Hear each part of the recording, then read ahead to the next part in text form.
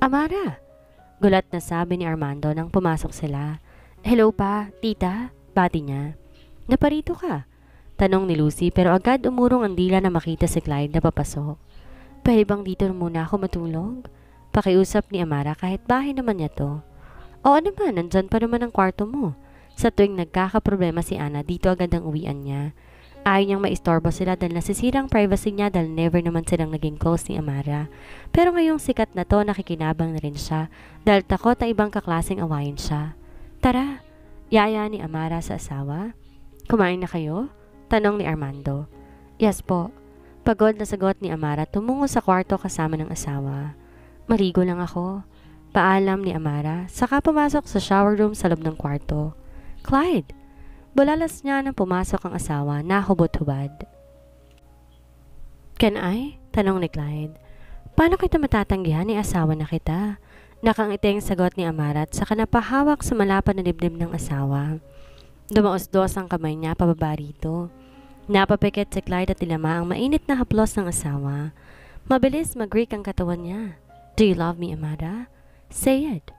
I love you. I love you too. Tinaas niya ang kanang binti ni Amara pero malalang buntis pala ito kaya baka mapano ito. Maliligo pa ako. Mamaya na pagkatapos natin. Pumatong siya rito at pinagalikan sa dibdib. Tulungan mo akong kalimutan ang problema ko ngayong gabi.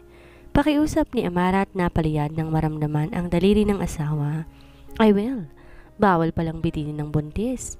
Nakangising sabi ni Clyde at hinalikan sa tuktok ng ilong si Amara. I love you. I love you too. Kinabukasan wala na si Clyde sa tabi niya. Bumangon siya at naligot saka nagayos ng kwarto. Napangiti na makita ang litrato nila ng mga magulang. Naging maingat ang ina niya sa pagtago ng mahalagang bagay lalo na ng mga gamit niya. Binuksan niya ang isang aparador at kinuha sa malaking box sa mga ginuhit niya nung bata pa siya. Napakunot ang noon niya na makita ang di na nakalak ito pero baka nalimutan lang niya yon. Napangiti na makita ang ginawang butterfly necklace na ngayon naging makatotohanan na. Nasa na yun? Tanong niya nang di mahanap ang ginuhit na necklace. Nandito lang yun eh. Inisa-isa ulit niya pero di niya mahanap ang ginuhit. Nahalugkog na ang buong kwarto pero wala nang bumaba siya. Morning! Tita, may nakita ho ba kayong drawing ko na necklace? Anong necklace? Ang dami mo nang ginuhit noon ah. Yung pinalabas namin isang gabi. Hindi ko alam. Si Ana lang naman ang pupasok sa kwarto mo. San ho siya? Sa labas. Lumabas si Amara at nakita si Anang kumukuha ng litrato ng bagong sasakyan nito. Sa'yo yan? Yes, sagot ni Ana. San galing? Tanong ni Amara. Ha? Di niya alam anong isasagot kaya't naikuyom ni Kamara ang amoo. Aminin mo nga ang totoo, pinakilaman mo mga gamit ko? Anong gamit? Wala ka namang bago dyan sa kwarto mo ah. Hindi mo ba alam na mahalaga sa akin ang mga drawings ko? Tumaas ang boses ni Amara. Don't tell me, ikaw ang nagbenta kina Yvonne ng gawa ko. Yvonne who? Pak! Isang malakas sa sampal ang binigay niya kay Ana nang di makatiis. Amara! Galit na tawag ng kanyang ama. Pa! Naiiyak na sabi ni Ana, yumakap sa ama. Bigla na lang siyang nananampal. Ano bang nangyari? Tanong ni Clyde at napatingin sa asawa. Gusto ko nang umuwi. Sinundan naman siya ng asawa. Ano bang problema at nag-away kayo? Ayoko na silang makita, gusto ko nang umuwi. Pagdating sa mansyon, nag-breakfast muna sila at tumungo sa helipad para pumunta kina Mr. Tan. Hello! Masiglang bati ni Christina at nakipagbeso-beso kay Ami. Ganon din si Amara. Halikay sa kwarto ninyo. Yaya ni Ami, tinatid sila ni Clyde. Sorry po. Paumanhin ng batang lalaki na mabangga si Amara. Hello, what's your name? Alas ho, sagot nito. Yan na ba ang anak ng kapatid mo? Oo, inampo na namin ni Larry. Sagot ni Aming magino na pinagmasdan si Alas palayo sa kanila. 6 na taon na siya. Sige lang, ikaw na lang kamag-anak niya kahit mabuti pang ampunin mo na. Anak ng namayapang kapatid niya si Alas na namatay dahil sa plane crash kaya sa kanila napunta ang kustudiya ng bata. Okay ka lang, Iha? Tanong ni Larry nang mapansin si Amara nakahawak sa ulo. Medyo nahilo ho ako, sagot ni Amara. Tara na, magpahinga ka muna sa kwarto. Yaya ni Clyde at dinala sa guest room ang asawa. Okay na ako, samahan mo muna si tita. Sabi ni Amara matapos kumutan ng asawa. Sige, pero pag may kailangan, tumawag ka ha? Tumango si Amara kay lumabas na si Clyde. Nang bumangon wala pang asawa kay tumayo siya at tumungo sa veranda. Malawak ang lupain ni Larry at malaki ang bahay nila na may infinity pool. Bumalik siya sa kwarto at ginalang paningin. Napakalaki ng guest room na ito. Hi! Bati ni Ami nang pumasok matapos kumatok ng 3 beses. Nakapagpahinga ka na ba? Yes po. Mabuti naman. Sabi ni Ami na lumapit kay Amara. Kinuha niyang bagong suklay at sinuklay ang mahabang buhok nito. Alam mo ba nun pa man, pangarap ko na magkaroon ng anak na babae dahil sabi ko, gusto ko siyang gawing Barbie kaso binawi siya agad ni Lord. Ako rin ho, maagang naulila sa ina. Malungkot na sabi ni Amara. Di bale, pwede mo naman akong ituring na mommy. Sabi ni Ami kahit napangiti si Amara. Parang ang swerte niya mula na makilala si Clyde dahil nagkakaroon siya ng mother figure. Sige, iwan muna kita. Basta pag may kailangan ka, nasa baba lang kami ha? Paalam ni Ami at lumabas na.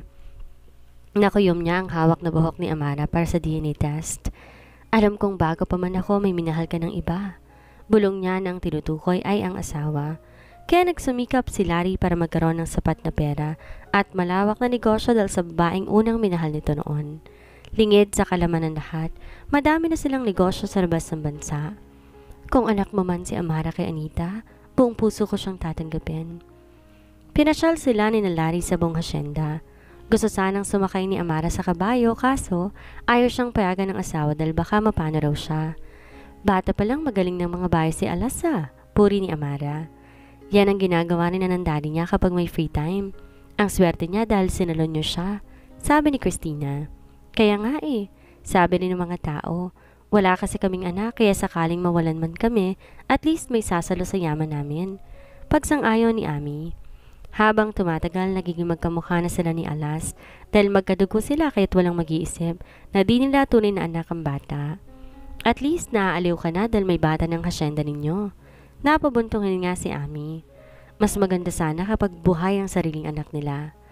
Nakiusap siya noon kay Larry na kung pwede mag-anak to sa ibang babae through IVF, kaso ayaw ng asawa.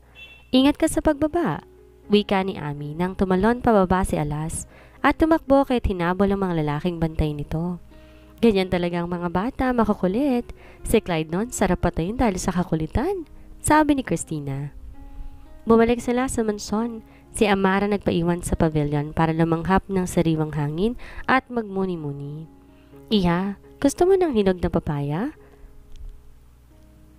Tanong ni Larry nang lapitan siya at binigyan ng hiniwang kakapitas lang na papaya.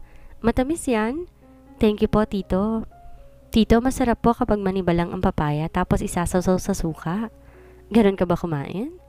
Yes po, nung bata pa kami, may tanim si mamang papaya sa gilid ng bahay. Palaging papaya ang merienda namin. Sagot ni Amarang inaalala ang masayang alaala nila ng ina sa maiksing panahon. Sige, pakuhaan kita mamaya sa katulong ng manibalang na papaya. Di man to kasing mukha ng ina, kopyang-kopya naman ito ang kilos at pananalita. Simple ang ganda pero hindi nakakasawang tingnan. Salamat po, Tito Larry. Mabait ka po sa akin. Asawa ka na ni Clyde, kaya dapat lang na maging mabait ako. Sagot ni Larry at natawa. Tito, paano po kapag hindi? Aapihin mo ako? Biro niya at sinundan ng tawa. Hindi naman. Mabait kang bata, talented pa, kaya malabong apihin kita, sabi ni Larry. Hindi kita pwedeng apihin dahil anak ka niya. Gusto sana idagdag ni Larry pero sinarili na lamang niya. Inihintay niya si Christinang magsabi ng totoo kay Amara at ayaw niyang pangunahan to. Sus! Bolero ka po. Pero tito, may issue po ako ngayon. Nangopera ho ako. Alam niyang kaya siya dinala dito ni Clyde dahil gusto niyang iiwas siya sa gulo. Pero hanggang kailan niya sila matatakasan? Naniniwala akong honest kang bata. Kaya huwag kang mag-alala, Amara. Oras apihin o saktan ka ng asawa mo, uuwi ka lang sa akin, iha. Kaya pala ang gaan ang loob niya kay Amara nung una pa lang niya tong nakita. Don't worry, tito. Makakaasa ka pong uuwian talaga kita kapag awayin ako ng mga andweza.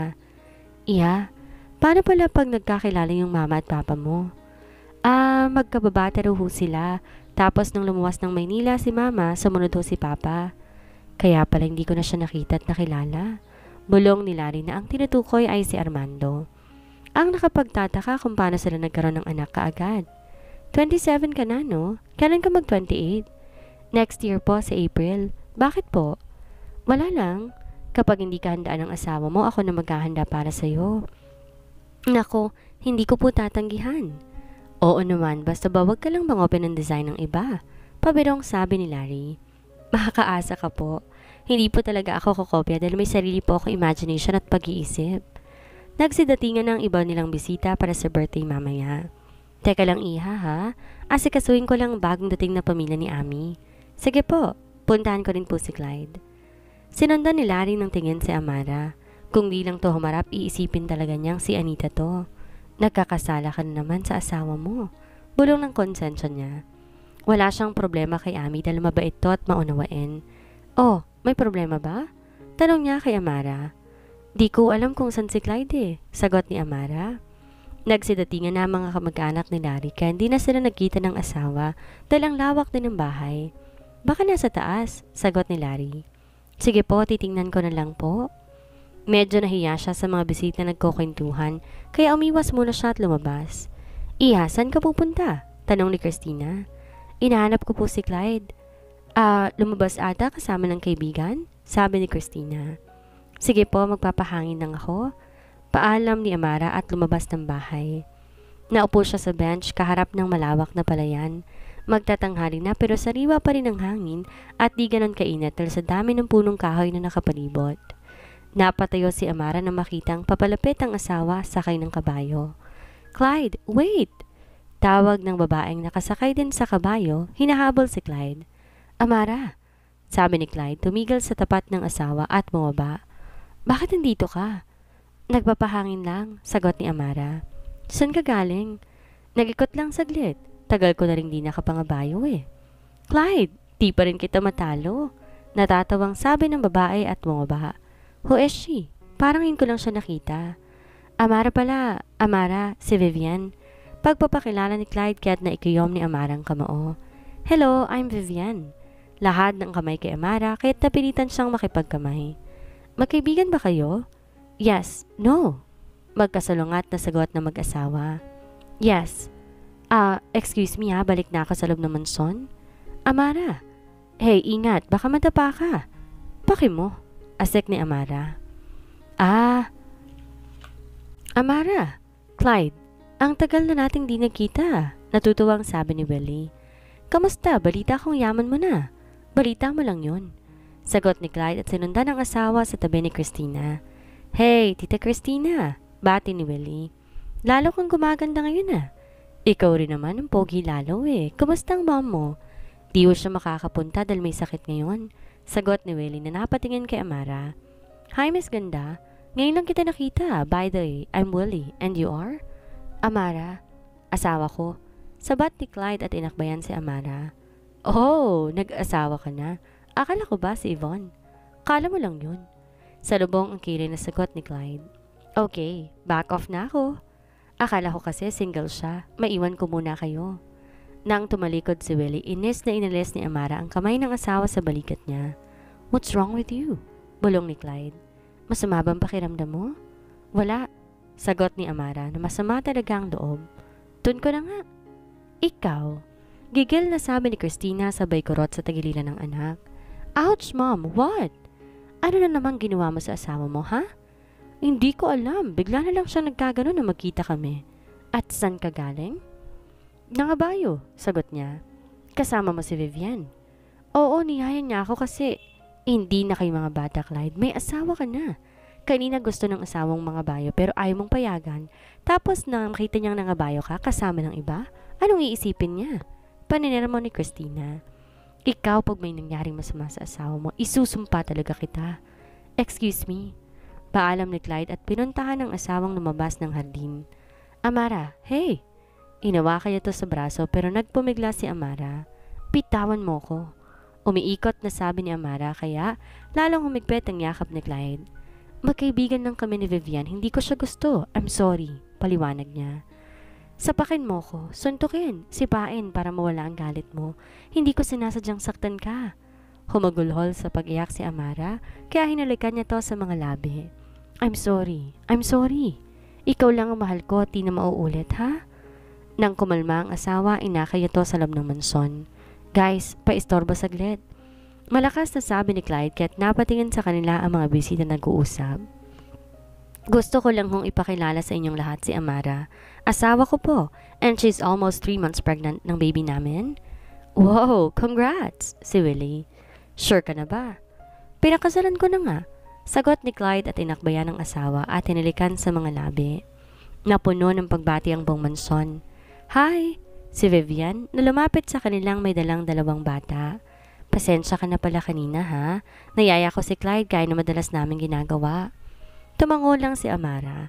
Ma-attitude na ako ma-attitude basta hindi niya gustong ginawa ng asawa. By the way, anak ko pala.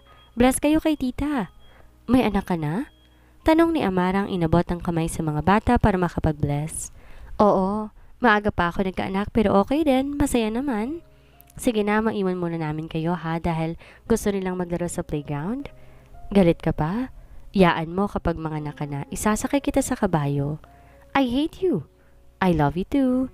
Nakangiting sabi ni Clyde at inakbayan ng asawa. Selos ka ba? Di Ang cute mo naman magselos. Tigilan mo ko ha.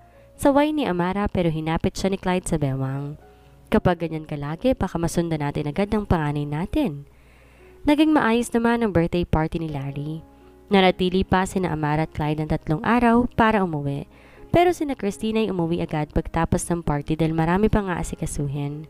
Hinatid ni Larry sa helipad ng mag-asawa. Alas, saan ang mommy mo? Tanong ni Larry ng malayo ng chopper na sinasakyan ni na Amara at Clyde. Hindi ko po alam. Sagot ni Alas at tumakbo at nakipaglaro kaya bumaba si Larry para hanapin ng asawa. Nakasalubong niya to papasok ng bahay. Oh, saan ka galing? Nakalis na si na Amara. Pumunta ng doktor. Bakit? Masama bang pakiramdam mo? Bakit di mo sinabi? Kumuha ko ng result. Sagot ni Amit pinakitang dalang brown envelope. Saan? Nagpa-check up ka? Pwede naman kitang samahan. DNA result. Sagot ni Ami kaya kunot noo si Larry. Sino? Here. DNA result ninyo ni Amara? Pino-DNA mo kami? Seryosong tanong ni Larry. I'm sorry pero gusto ko lang malaman ng totoo. Napatingin si Larry sa resulta. Larry, 99.99% anak mo si Amara. Masayang sabi ni Ami. Ikaw ang tunay niyang ama. Gusto mong umuwi sa inyo? Tanong ni Clyde sa asawa nang marinig na kausap nito ang ama. No. Madiing sagot niya dahil di niya alam anong magagawa niya kay Ana pag nakita niya ito. Inaway ka na naman ba nila? Napabuntong hininga si Amara. Gusto niyang ilihim sa asawa dahil kahit papano pamilya niya ang mga to. Si Ana, ano meron sa kanya? Siyang nagbenta ng gawa ko sa mga Balenciaga? Are you sure? Yes! Siyang nagalungkat ng gamit ko sa kwarto at nang tingnan ko, wala na yung drawing kong necklace. Inamin ba niya? Baka na misplace mo lang. Kahit papano gusto niyang bigyan ng consideration ng pamilya ni Amara. Never niyang naranasan ng gantong inggitan dahil siya lang naman ang anak at dahil mayaman sila, sanay siyang mabait ang lahat sa kanya. She bought a brand new car at may bago siyang bag. Saan siya kukuha ng pera? At nawawala ang drawing ko? I'm sorry, pamanhin ni Clyde. About sa sasakyan nilang bago ako nagbigay sa kanila dahil nasira ang auto ng papa mo. Sa gamit ni Ana binigyan namin sila ni mommy, di ba? Binigyan mo sila? Ayoko sanang ipaalam sa'yo. Sorry. Paumanhin ni Clyde dahil mukhang na-misinterpret ni Amara ang pagbibigay niya. Bakit di mo sinabi? Ayoko magalit ka dahil for sure, babayaran mo na naman sa akin yan. Kainis ka? Boss, tawag ni Rino nang pumasok. Hello madam, nandito ka pala. Pasensya na sa istorbo. Anong balita? Kahapon pa ako dumating si Ma'am Yvonne at mamayang gabi yung presko nila. Sinong kasama niya? Parents niya. Balita ko si Sir Miguel mismo ang sasama kay Ma'am Yvonne at magbibigay rin siya ng statement. Masyado naman yatang kinakareer nilang kalabanin ako. Sir, si Miguel ho, nagsampa ng kaso laban sa CA. Pagbabalita ni Rino. Sige lang, haharapin natin sila. Natawagan mo ng sekretary nila? Pakisabi gusto kong makausap si Tito Miguel. Di na sila tinatanggap ng tawag mula ngayon, lalo na mula sa atin. Clyde, paano kapag natalo tayo? Natatakot na tanong ni Amara. Huwag kang mag-alala, hindi kita pababayaan. Naniniwala kung di ka nangopya, ibabalik natin sa kanilang kaso. Anong oras ang presko nila? Mamayang 7:00. Sagot ni Rino kaya't napatingin si Clyde sa wristwatch. May oras pa siyang kausapin ng abogado. Pwede bang umuwi na ako? Tanong ni Amara. Gusto ko na magpahinga. Rino, ihatid mo si madam mo. Wag na, kaya ko na magmaneho. No, ihahatid ka ni Rino. Please, wag mo akong bigyan ng kaba, Amara. Okay. Kakausapin niya sina Yvonne at Miguel para ipaliwanag na malinis ang konsensya niya. Dito ka lang. Sabi ni Larry nang ihimpel ang sasakyan sa tapat ng office building ng mga Balenciaga. Larry, tulungan natin si Amara. Please, convince Miguel na iurong ng kaso. We can talk at pwede namang mag-join na lang ng business. Hindi yun mangyayari, lalo't di magandang paghiwalay ng mga bata. Please, do your best para tulungan ang anak mo. Pakiusap ni Ami kaya't napabuntungan nga si Larry. Malungkot na hinarap ang asawa. I will help Amara sa abot na makakaya ko kasi naniniwala kung di niya kinopya ang mga gawa niya. Of course, mahal siya sa'yo na... Ami, please. Bakit? Anak mo siya at... I'm sorry, Ami. Paumanhin ni Larry, tinawakan ng kamay ng asawa. Alam kong gustong-gusto mo magkaanak na babae. At nandito si Amara, tanggap ko siya. Bakit di mo aminin sa kanyang totoo para sa atin na siya umuwi? Mabait na bata si Amara. Huwag nating tanggalin ang kalayaan niya at karapatang makilala ang tunay niyang magulang. Malungkot na sabi ni Larry. Pero ayoko na makipagtalo pa, Ami. Mahal kita at di kita lolokohin, okay? Babalik ako. Bumaba siya at pumasok sa building ng mga Balenciaga. Si Miguel? Tanong niya sa sekretary nito. Hello sir, nasa loob ho. Sagot nito kaya dumiretso siya. Dahil alam ng sekretary na magkaibigan sila, hinayaan na nitong pumasok siya. Miguel, ano niya kaya't napalingon to sa kanya. Naparito ka, may kailangan ka? Magpa-presscon ka ba talaga mamaya? Oo, sagot ni Miguel. Huwag mo akong pigilan, Larry, labas ka rito. At paano kung pigilan kita? Kilala mo ako, Larry. Alam mo kung anong kaya kong gawin. Gagamitin mo na naman ang kapangyarihan ng pamilya mo. Ani Larry at napasmirk. Kung sabagay, dyan ka naman sanay. Ayoko makipagtalo, sabi ni Miguel. Pero this time hindi kita pagpapasensyahan. Mahalaga sa akin ang laban na to. Away bata yan, Miguel. Nakakaya namang himasukan mo. Ba't di mo pa kiusapan sina Yvonne at Clyde? Naniniwala kung di kinope ni Amara ang gawa niya? Naniniwala rin ako na nangope siya, giit ni Miguel. Pasensya na pero hindi ko siya mapapatawad. Isang payong kaibigan, sabi ni Larry. Wala ka mapapala kapag gagamitin mong pera mo. Hindi mo maitatamang lahat. Hindi ko sinasayang kapangyarihan ko sa walang katuturan at di ako magdadalong isip pabagsakin kayo kapag pinagtanggol niyo ang batang yun. Kung yan ang gusto mo, pagsuko ni Larry. Kahit marami siyang negosyo sa labas ng bansa, wala to sa kalingkingan ng negosyo ni Miguel. Kung itatabi sila, magmumukha siyang pusang itinabi sa tigre.